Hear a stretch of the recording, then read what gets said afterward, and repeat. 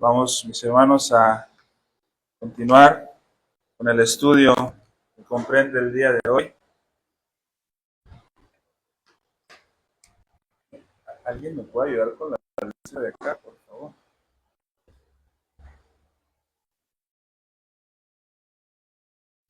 Hermanos, vamos a continuar, hermanos. Vamos en la parte, gracias, en la parte 3, hermanos. Hay error desde ahí, hermanos. En la parte 3, hermanos, de estas enseñanzas que estamos teniendo, hermanos, referente a el estado del hombre y la resurrección de los muertos, ¿sí?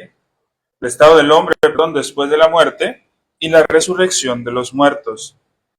El día de hoy, hermanos, vamos a estar estudiando en lo que se refiere a la condición de aquellos que han sido justificados y aquellos que no, hermanos, y que las escrituras los reconocen como malvados a los que no, y como justos a los que han sido justificados en este estado intermedio del que hemos estado hablando, hermanos, ¿sí?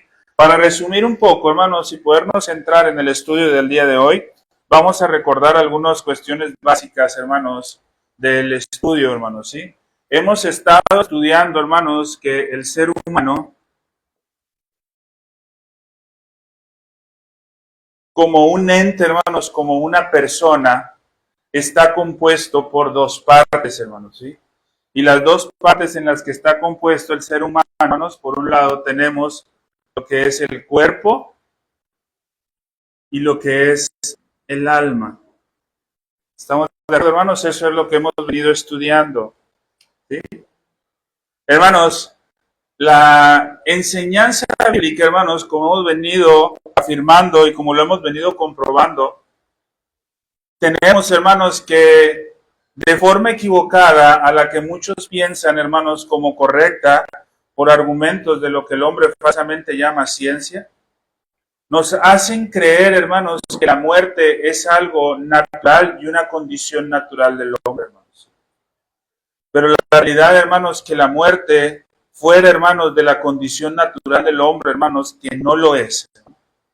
El hombre, hermanos, en su inicio no fue creado para morir. El hombre en su inicio, hermanos, fue creado para vivir una vida eterna, agradando y alabando a Dios. El problema, hermanos, es que el hombre peca, ¿sí?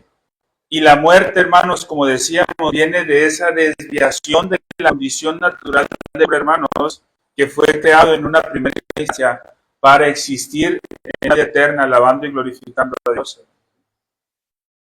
Y el hombre, a consecuencia del pecado, hermanos, muere.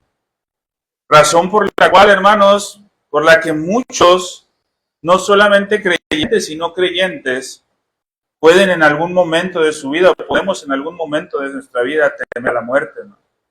Ya sea de algún familiar, hermano. Si les decía,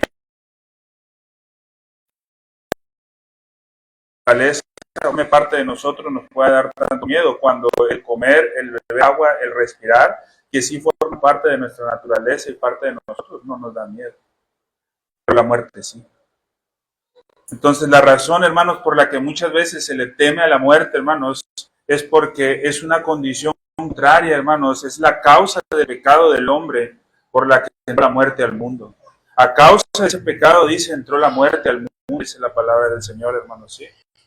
Entonces tenemos, hermanos, que aunque sea un proceso, hermanos, por el que todos vamos a pasar, ¿sí? Tenemos que tener en cuenta, hermanos, que la muerte no es otra cosa que una causa del pecado y nos lleva al juicio delante de Dios, hermanos. En esa composición del hombre, hermanos, al momento de morir, hermanos, hay una separación entre lo que es su cuerpo y lo que es su alma, ¿sí? Decimos, hermanos, que en el caso del cuerpo regresa a la tierra. Las escrituras nos enseñan, hermanos, que el hombre fue formado del polvo de la tierra. Y las mismas escrituras nos dicen que el hombre después de la muerte vuelve al polvo de donde era. El cuerpo físico de nosotros vuelve al polvo. El cuerpo físico de quien usted quiera poner, hermanos, vuelve al polvo. A menos, hermanos, que nuestro Señor Jesucristo venga por segunda ocasión. Que nuestro Señor Jesucristo venga, hermanos, por segunda ocasión. Esto lo veremos más adelante. Esa muerte física, hermanos, va a haber algunos que no la van a vivir. Pero hoy, hermanos, y la enseñanza que se nos dice que tenemos que exponer es que el hombre va a morir, consecuencia del pecado. Y que el cuerpo va a llegar, va a regresar al polvo de donde viene. ¿Sí?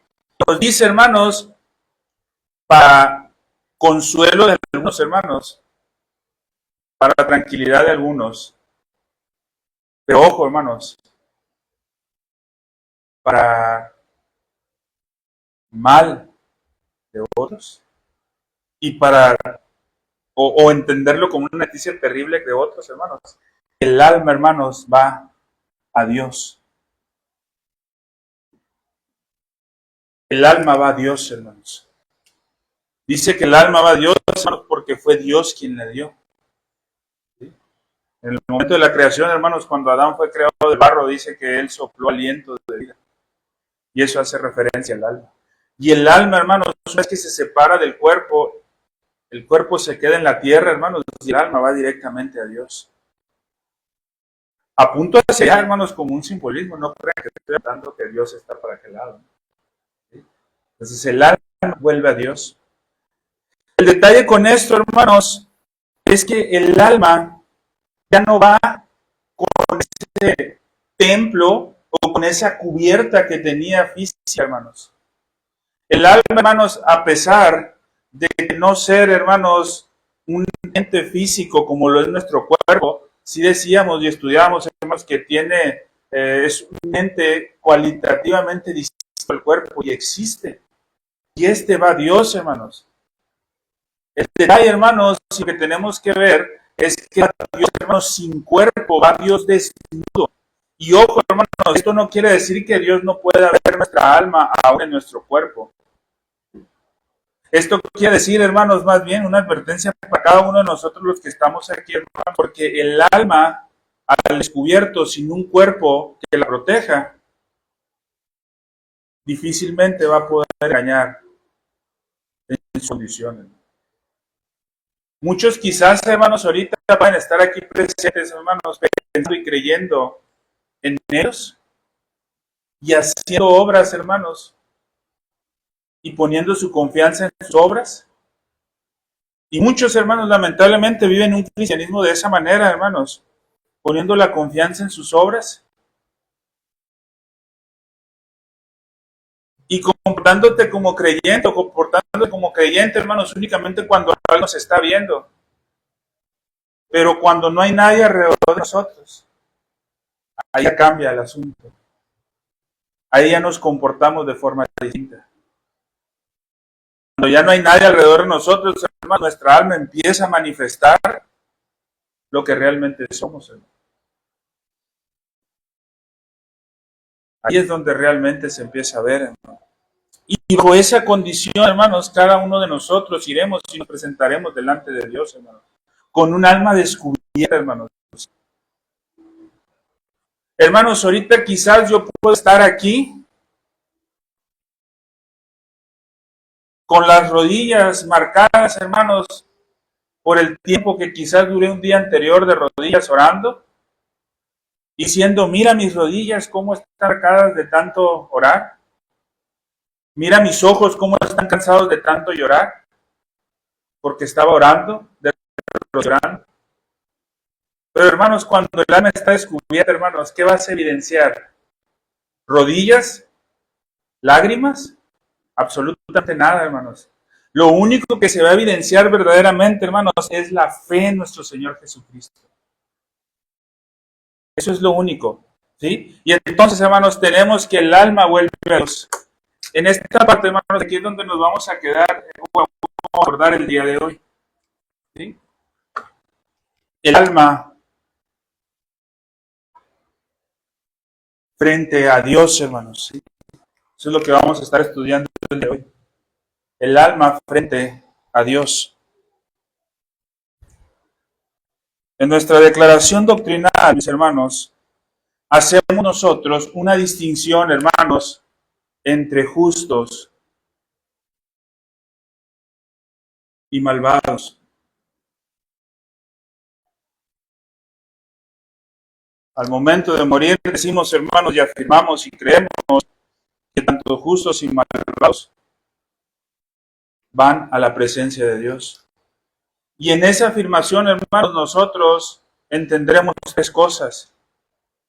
Primero, hermanos, y vamos a estudiar eso, hermanos, en el día de hoy. Afirmamos la condición de los justos en el estado intermedio. Afirmamos la condición de los malvados en el estado intermedio. Y también, hermanos, dentro de estas afirmaciones, afirmamos que no hay alternativas, hermanos, solamente hay de dos. ¿Sí? Nuestra confesión, hermanos, también respaldada por las Escrituras, nos enseña que la mentira del purgatorio es solamente eso, hermanos, una mentira atroz, hermanos, que va en contra la verdad bíblica.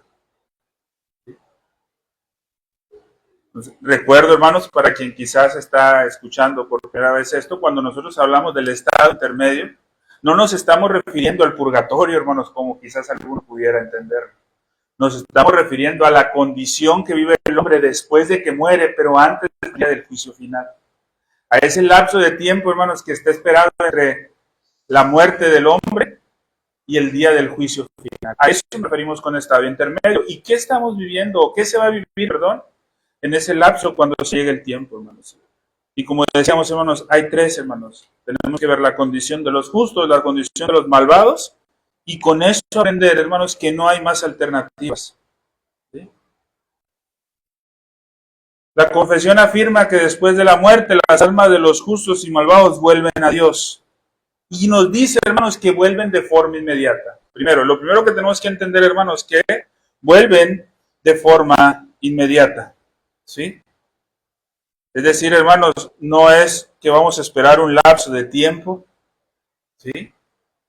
Como quizás algunos podrían pensar, hermanos, no es eso. Inmediatamente, hermanos, va a regresar el alma a Dios. Bajo dos condiciones, hermanos. Bajo la condición de justo, aquellos que han sido justificados. Y digo justo, hermanos, porque la palabra los declara justos, hermanos, ¿sí? No porque seamos justos en nuestros propios méritos. Y los malvados, hermanos. Y ahí sí, hermanos, porque sí hay malvados. Y la palabra de quiénes son estos malvados. Vamos primero, hermanos, con la condición de los justos. ¿Sí? Vamos a ver primero a estos, hermanos. ¿Qué pasa con ellos? ¿Qué pasará con nosotros? Las almas de todos aquellos que hemos sido justificados por la obra de Cristo, nos afirma nuestra confesión, de la cual estamos estudiando en esta tarde. Primero, hermanos, ¿sí?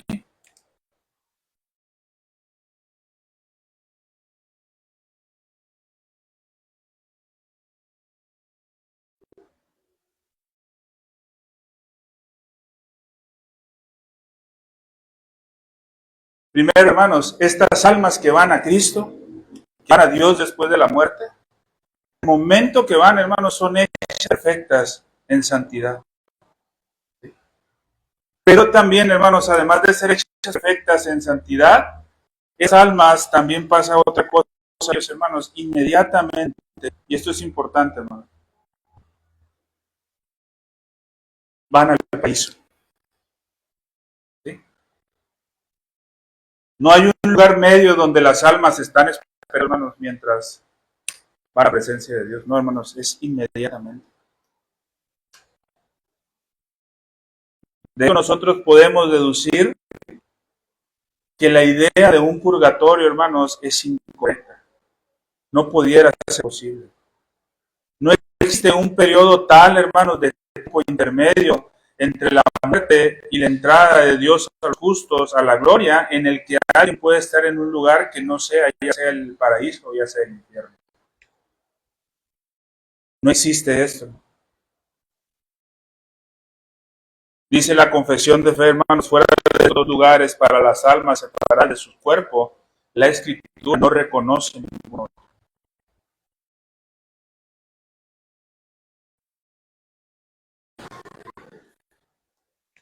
Dentro de este estado, hermanos, que gozan y gozaremos los justos, la primera bendición que se menciona, hermanos, en este estado, es que son hechos perfectamente santos.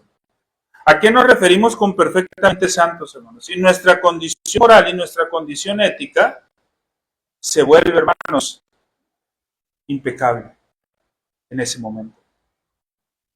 Hoy, hermanos, nuestra condición moral y nuestra condición ética, hermanos, en este cuerpo que vivimos, hermanos. Dígame si no, hermanos, ha pecado en esta semana. Dígame si no, hermanos, ha cometido algún mal o ético. Y si me dice que no, hermanos, yo le pediría que me dé 2 minutitos hablando como si. Pero hermanos, cuando lleguemos a ese tiempo, nuestras almas en ese momento serán convertidas exactamente a la perfecta justicia de Dios. Qué condición, hermanos, de ese. En esa condición, hermanos, aquellos que hemos sido justificados por Cristo, también gozaremos de una circunstancia muy deleitosa para nosotros, hermanos.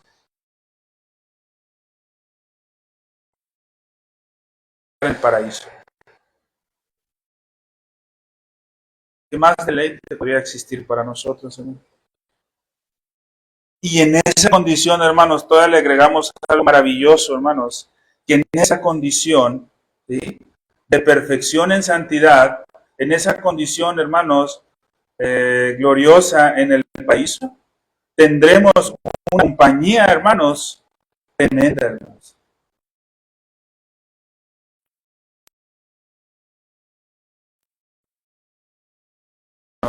Al lado de Cristo, hermanos, con quien por fe estamos ahorita aquí reunidos en este día gozosos. En ese momento, hermanos, que estemos en el paraíso, vamos a estar físicamente, hermanos, en el sentido de nuestra alma, hablando con Él. ¿Te das cuenta, hermanos? Qué maravilloso. Y como consecuencia de esto, hermanos, pasará inevitable, hermanos, que hoy no lo podemos ver, hermanos, en algún sentido. Estaremos, hermanos, de forma simbólica en nuestra alma, cara a cara frente al mismo Dios.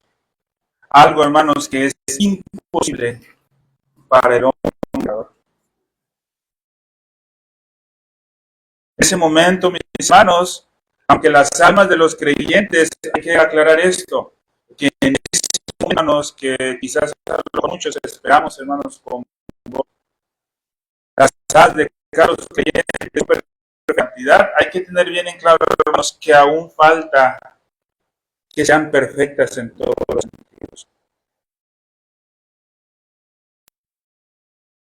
Que ha sido justificado por la sangre de Cristo después de la muerte, aunque esté en una condición, hermanos, maravillosa, aún, hermanos, faltará que está preparado, hermanos, para el juicio final, y que es la redención de nuestros cuerpos. Nuestra alma, hermanos, va a estar desnuda de Dios durante ese tiempo, si la voluntad del Señor así lo permite, hermanos, Cristo no viene antes.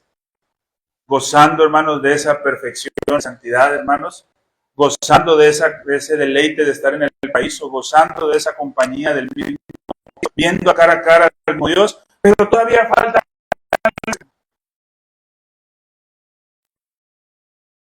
nuestros cuerpos están levantados, hermanos, del polvo de la tierra y se unirán al alma. Y hermanos, en nuestro hermanos, y subió a la diestra de Dios Padre. De esa misma manera, hermanos, estaremos con Él. Qué maravilloso, hermano.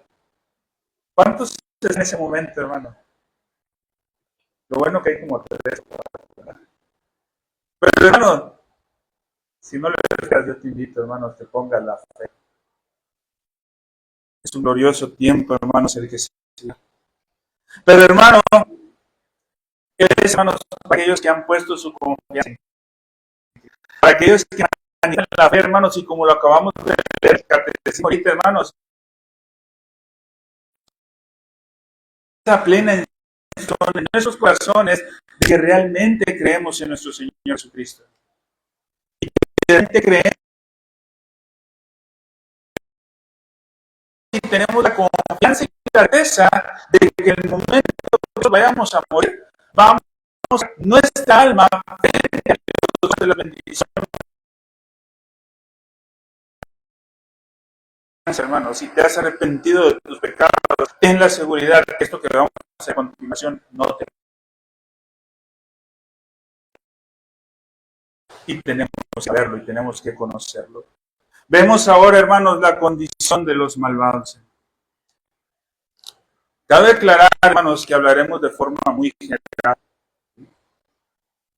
Por cuestión del estudio, únicamente trataremos de forma general. Quizá más adelante, en algún otro tiempo, cuando sea oportuno y necesario, profundizaremos más este tema. Primero, lo que afirmamos en nuestra malvados en el estado intermedio es lo siguiente, hermanos. Dice nuestra confesión, hermanos, capítulo 31, párrafo 1.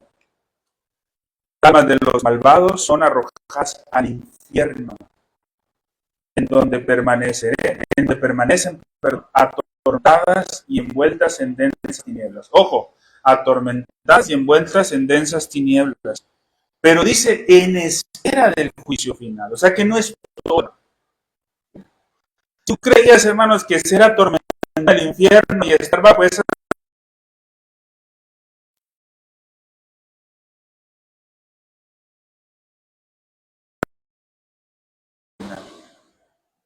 Quiere decir que hay algo peor, hermanos. Así como en el creyente, hermanos, espera algo mucho mejor después del juicio final.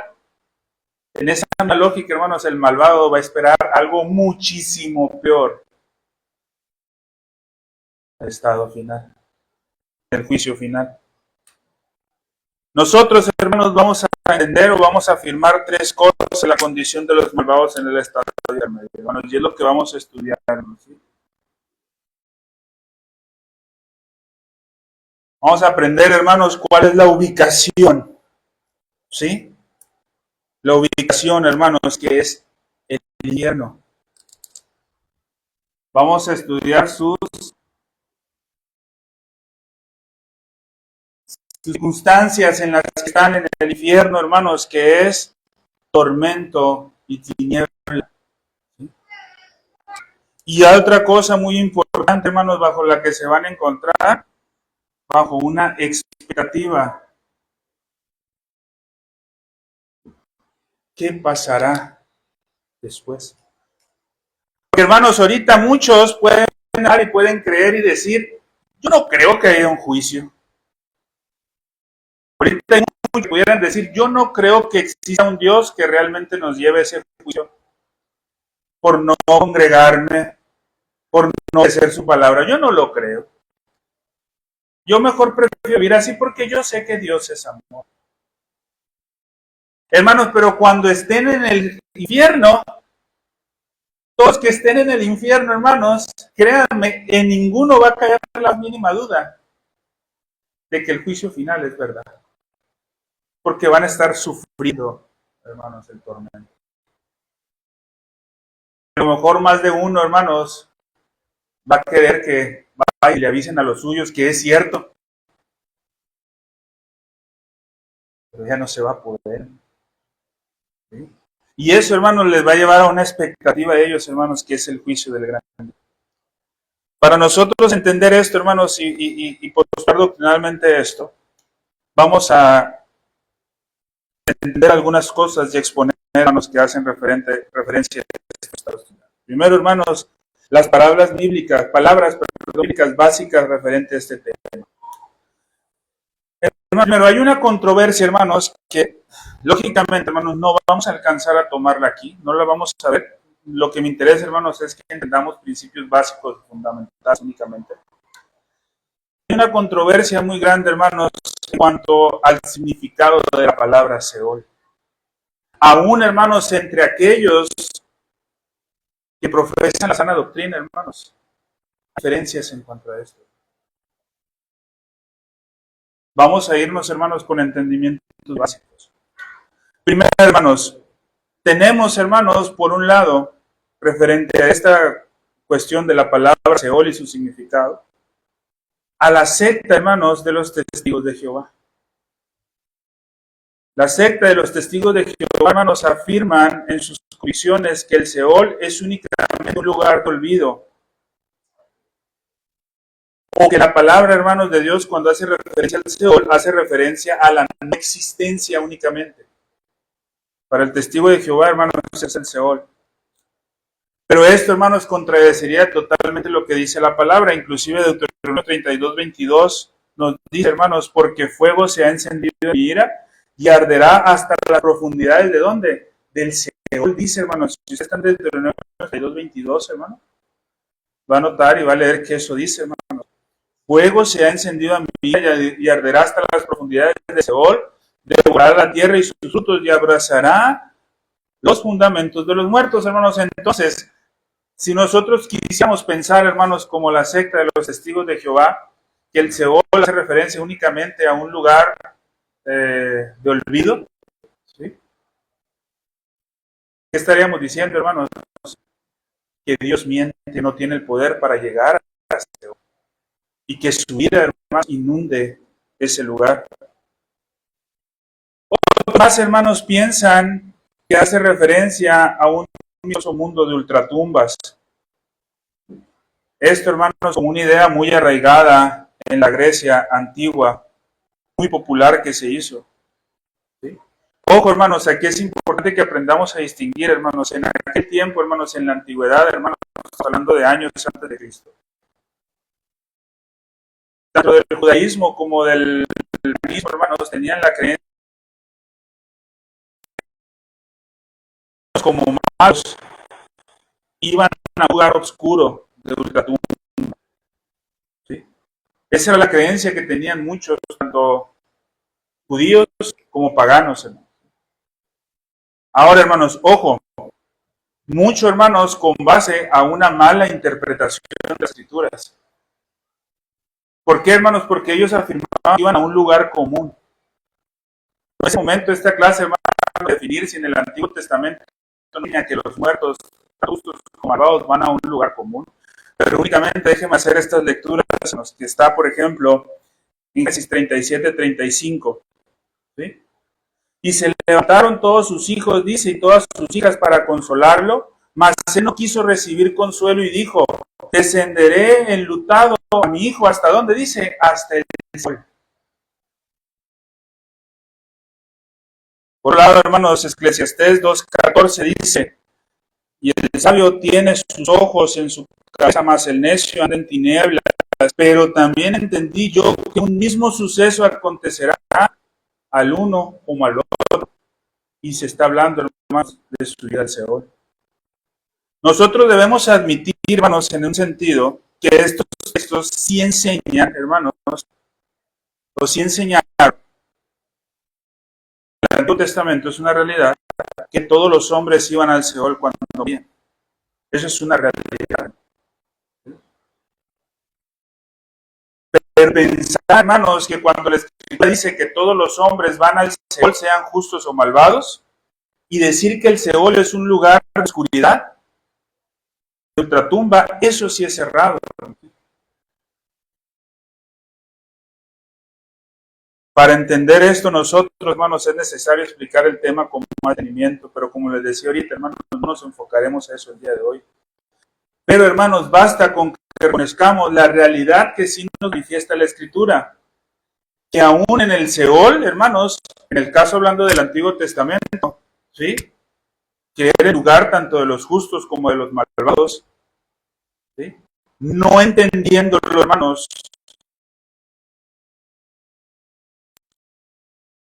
que el justo tenía una tasa diferente a la expectativa del malvado. Esa es una seguridad, hermanos. Proverbios 14, 32, hermanos. Sí, 32, hermanos. Por su maldad será lanzado el impío, mas el justo en su muerte, ¿qué dice?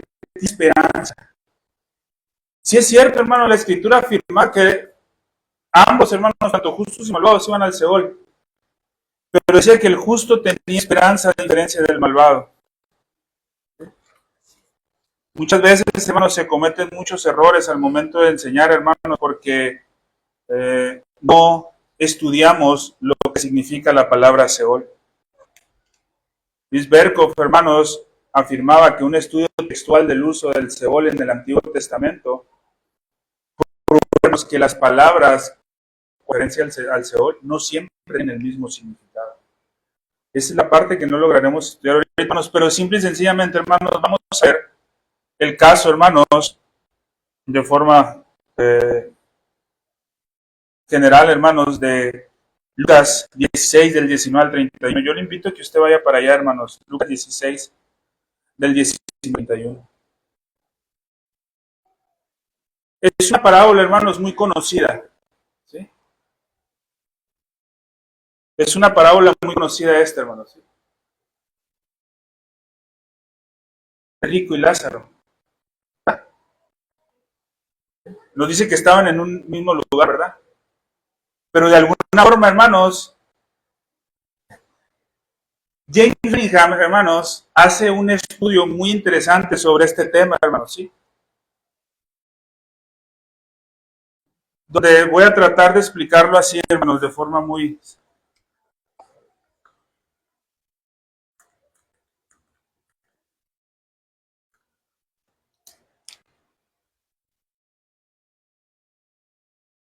Él hace referencia, hermanos, que de alguna manera, hermanos, vamos a para explicación gráfica únicamente.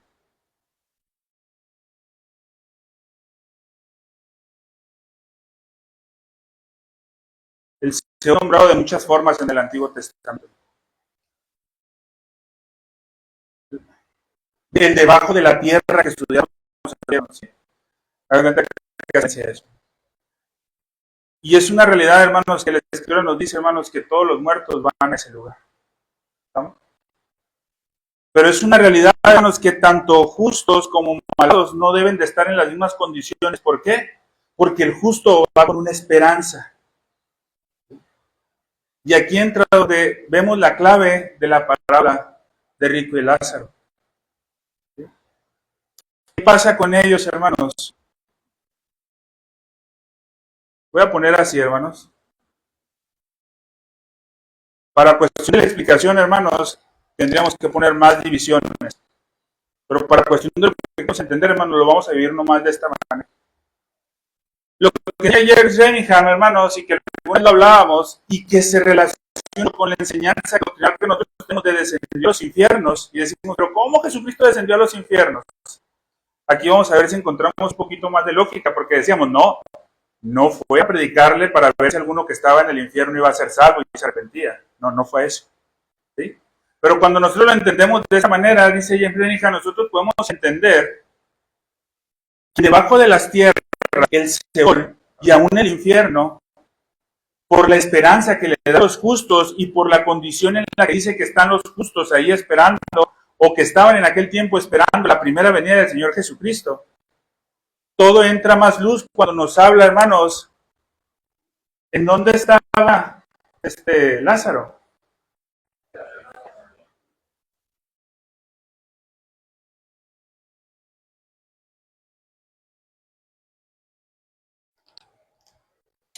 La explicación, hermanos, es esta. ¿Sí? El Seol, el debajo de la tierra, el Hades, en un compartimiento muy distinto. Y lo enseñamos de esta manera, hermanos, circularmente como referencia, pero no es para ubicar un espacio geográfico específico, hermanos. Recordemos lo que hemos estado estudiando, ¿eh? No podemos ubicarlo en un espacio geográfico específico, hermanos. No podemos decir, hermanos, que necesariamente los cielos, a referencia a lo que está ahí arriba y que volteamos arriba, y que el debajo de la tierra no a referencia a lo que está debajo de la tierra. No podemos decir, es para cuestión didáctica, hermanos, ejemplificarlo. Decía, hay una sección donde está el seno de Abraham. Y hay otra sección, que le voy a poner aquí, que es donde estaba el... Mejor.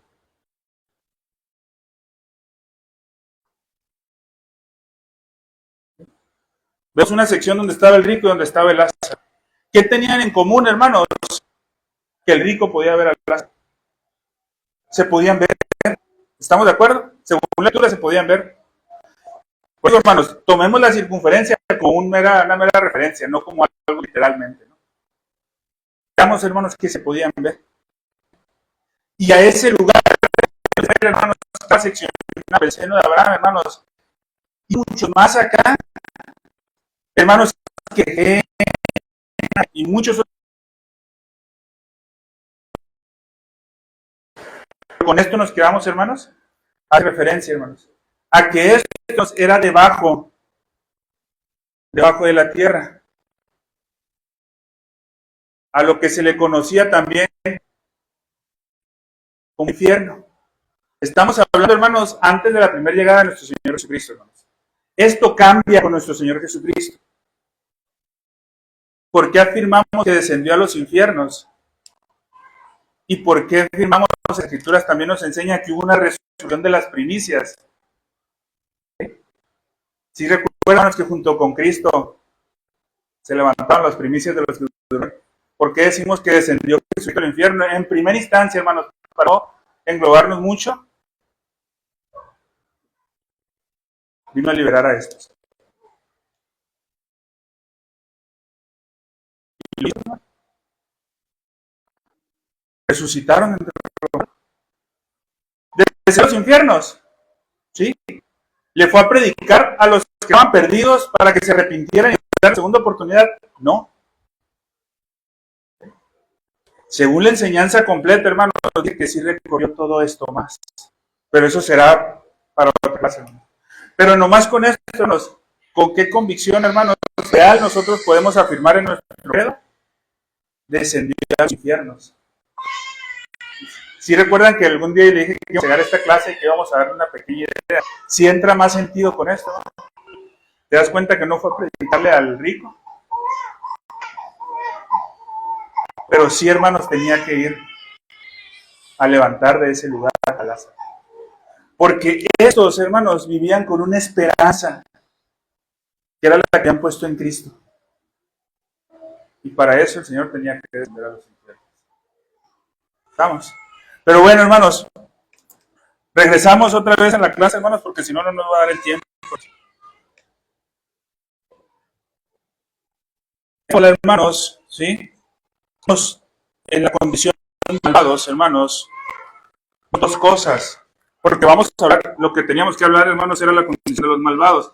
Esto fue únicamente, hermanos, para ir despejando un poquito de las dudas, hermanos, y cantar con más convicción ese descendió a los infiernos. Si alguien tiene dudas, hermanos, en la comunión ágape, lo podemos platicar con gusto, ¿sí? Pero bueno, hermanos, estamos hablando de la condición de los malvados. Primero, la parábola del rico Lázaro, hermanos, nos enseña dos cosas importantes. Bueno, más, pero dos cosas en las que quiero hacer hincapié. Nos comunica, hermanos, que el estado de los malvados es tormento.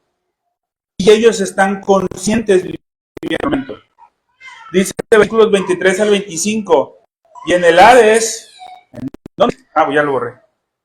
El Hades alzó sus ojos, estando en, ¿qué dice? Tormentos, y vio de lejos a Abraham, ¿sí? Y a Lázaro en su seno. Entonces, él dijo, Padre Abraham, ten misericordia de mí. ¿Por qué habrá dicho, Padre, ten misericordia de mí? Porque estaba consciente que estaba sufriendo, ¿sí? Estaba sufriendo el tormento. Y en el lugar donde estaba, hermanos, estaba viendo a Abraham, ¿sí?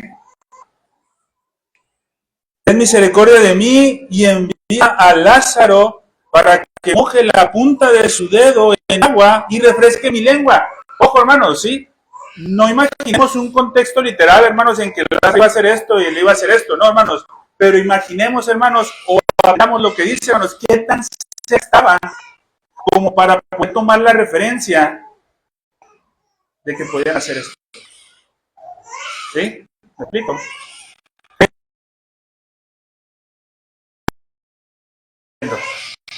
Lo que el otro sí estaba sufriendo en tormento. Porque estoy atormentado, dice en esta llama, dice el rico. Pero Abraham le dijo, hijo, acuérdate que recibiste tus bienes en tu vida y Lázaro también sus males. Pero ahora, él está, dice, ¿qué? Consolado aquí. Y tú atormentado. Están en el mismo lugar. Se dan cuenta que sí se piensa que están en el mismo lugar, pero uno está consolado y otro está atormentado. Y ambos están haciendo referencia que estaban, hermanos, debajo de la tierra. Ahora, hermanos, el versículo 26 nos enseña, hermanos, que es un estado también ineludible. Dice el versículo 26, además de todo esto, una gran cima está puesta sobre nosotros y vosotros, ¿sí? De manera que los que quisieran pasar de aquí a vosotros no pueden ni de allá pasar para acá. Ojo, hermanos, dice, en alguna referencia lo entendamos, estaban tan cerca, pero no había forma de que pasara uno y otro para acá. Entendámoslo, hermanos, como lo que es, hermanos, ¿sí? Una analogía, no como literal. ¿Sí? No esperemos, hermanos, una estancia física de esa manera. Y ojo, hermanos, ¿sí? Estamos hablando que esto se está estudiando previo a la venida de Cristo. Porque usted me va a decir ahorita, pero ¿qué no acabamos de estudiar que los justos vamos al paraíso? Ok, pero lo que estamos viendo ahorita es previo a la venida de Cristo. ¿Sí? Esta enseñanza, hermanos, o este entendimiento del Seol cambia con el descenso de Cristo a los infiernos. Y la Escritura en el Nuevo Testamento nos los presenta de la manera en que es vivenciado. ¿Sí? Lo mismo pasa, hermanos, al igual que el rico con Judas. ¿Sí? Hechos 1:25 dice, para que tome la parte de este ministerio y apostolado, de que cayó Judas por transgresión para irse a donde dice, a su propio lugar. Al lugar donde Judas ya estaba destinado que fuera. Ese lugar, hermanos, donde fue Judas, era el lugar que siempre estaba destinado para él. Y estaba destinado para él por su pecado. Y claro, por la justicia de Dios. Juan 17:12 dice, cuando estaba con ellos en el mundo, yo los guardaba en tu nombre. A los que me diste, yo los guardé, y ninguno de ellos se perdió, sino el hijo de perdición, para que la escritura se cumpliese. ¿Sí? Había un lugar específico para Judas y su maldad, hermano. Esto nos enseña claramente, hermanos, que el hombre perdido tiene un lugar preparado para en el infierno. Y a ese lugar va a ir cuando muera. Con esto nosotros, hermanos, podemos ver la exacta retribución de Dios que apunta hacia el juicio divino. Y eso también nos da a entender, hermanos, dos cosas importantes antes de finalizar. ¿Sí? Primero, hermanos, en el infierno, hermanos, sufriendo de Dios,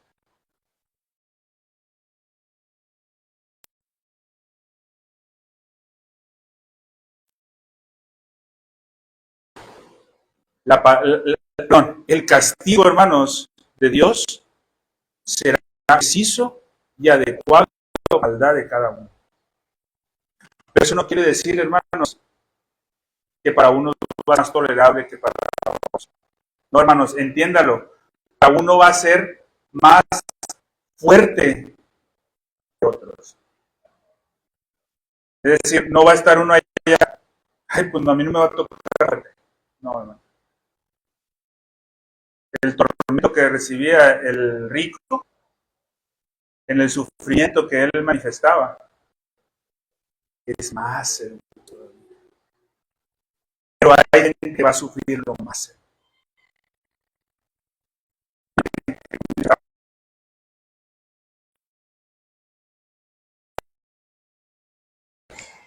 Hermanos, y esto nos enseña otra cosa, hermanos, que tenemos que poner muchísima atención.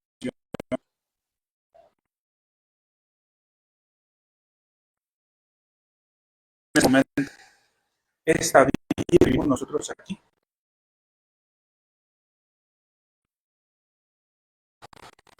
esta vida.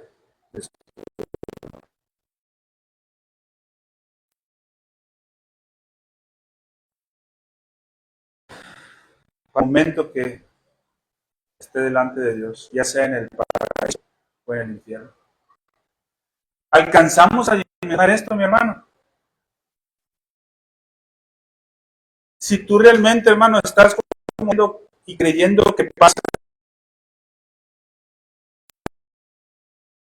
nos lo tomas a la ligera como si fuera Dios, como si tu familia es más importante que Dios. Te das cuenta de lo que estás testificando y te das cuenta, mi hermano, que lo que vivas en esta tierra va a dictaminar lo que vas a vivir en el infierno. ¿Te das cuenta de eso?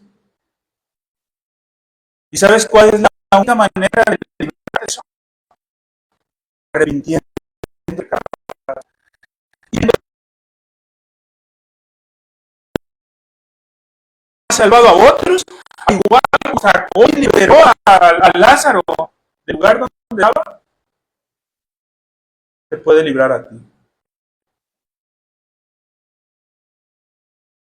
Pero date cuenta, Judas comió del plato de Cristo. Cuando preguntaron que si quiera traicionarlo, nadie esperaba que fuera Judas. Es más, hubo unos que pensaron primero en ellos antes que en Judas. Mas, sin embargo, todos conocemos el fin de Judas. Yo te pido, hermanos, que en este tiempo, en este día, en este estudio que hemos tenido esta tarde, reflexionemos en eso, hermanos, en nuestra condición.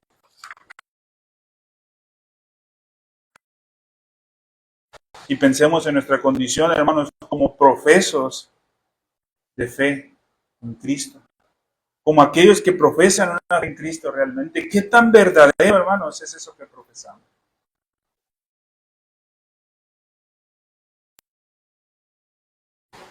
No vamos a poder mostrarles señales a Dios de nuestro cuerpo por cansancio físico, diciendo, es que todo lo que hice por ti. Nuestra alma va a estar al descubierto. Y a la vista, hermanos. Yo te invito, hermanos, que reflexiones en eso. Para después pasar. Padre Santo, Señor, gracias te damos, mi Dios, por este tiempo, por la oportunidad que nos das de estar congregados estudiando tu palabra. Te pedimos y te suplicamos, mi Dios, que esas verdades que hemos estudiado, mi Dios, sean de bendición en nuestras vidas y que, Padre, podamos entender y comprender la situación y la situación en la que estamos, mi Dios. Aquellos que hemos puesto la confianza en tu Hijo, con nuestros hechos y con nuestro fruto, la confianza puesta, mi Dios. Pero, mi Señor, aquellos que no lo han hecho, te suplicamos que los traigan a arrepentimiento. Gracias, Padre, por las bendiciones que nos das y por este tiempo que ha de continuar. En Cristo Jesús, te agradecemos por este día tan maravilloso, mi Dios, que tú has puesto para que nosotros podamos disfrutar como antesala de aquel paraíso celestial que nos espera en la presencia de Cristo. Gracias, mi Dios. Gracias, Padre. En Cristo Jesús te agradecemos. Amén.